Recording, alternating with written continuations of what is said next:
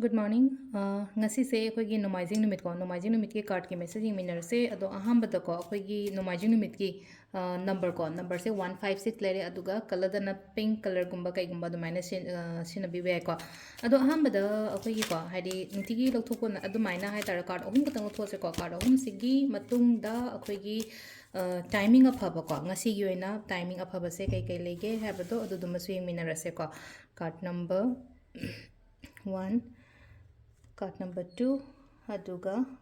card number 3 ko ahamba ani shuba ahum suba ko ahamba se khansra ani shuba khansra natraga ahum suba khansra ma khan min rase ko first card khan bangai gi oina yanga se first card khan bangai gi oina ahamba se lai se ko khoigi keno haina lai ko sida justice haina lai ko justice se sum laina ko hai yet pa pan ba gumba le raga di ayet pan gumba do aingon da phaba adumaina oina oi ko hadi ai yet ayet pan gumba laita ba ngasi gi oina harasne ko aina kai gumba hai tare aina chumme haraga di dum ai gi potsing se ai gi favor dum lak pa hai tare ko ado aina akai ba mingon da kai ba khot pa tawraga di ai gi favor da la oi silai se ko adumaina adumbagi mong gumba le ko hadi yenaraga khonaraga leiba thaba inkhang gumba so dumba so phaba adumaina oina oiri ko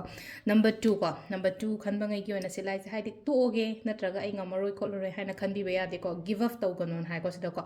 give up taw gono try taw go amuka hai tar ko amuka try taw go yani thado oga natraga ai ngamaroi natraga ai loishan lage ai chakrage kholage haina adumaina khanbi da ko sesena ko gi number 2 khanba ngai gi oina oire ko last ki number 3 khan bangai ko number 3 khan bangai gi oina silai se tawruba thabak hai tare ko tawruba thabak inkhang da mongol oiba mai pakpa adumaina hai tare ko silai se hai tare ko yam phajana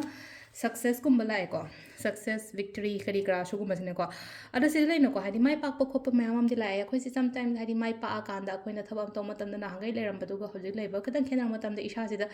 ego attitude kari kra shu gum mayam se pushan birakanu ko hadi egos kum kai gum hai tare sum ai se yamna leiram mi ba hana leiram baga hojik leiram kadan khene adum always down to earth oibiba hai tar cham cham na dum lei biyo ba punsi se hai tar ko sida isha sida ko chawthok ko thok pa dumaina gumba yawbi da ba hai tar ko si sina ko gi card ki message le ko timings ne ki pung 3 ka minute time bandangina 38 ga minute 38 phang le re adagi 12 ga minute 36 taina pung 1 ga minute 53 phang le ko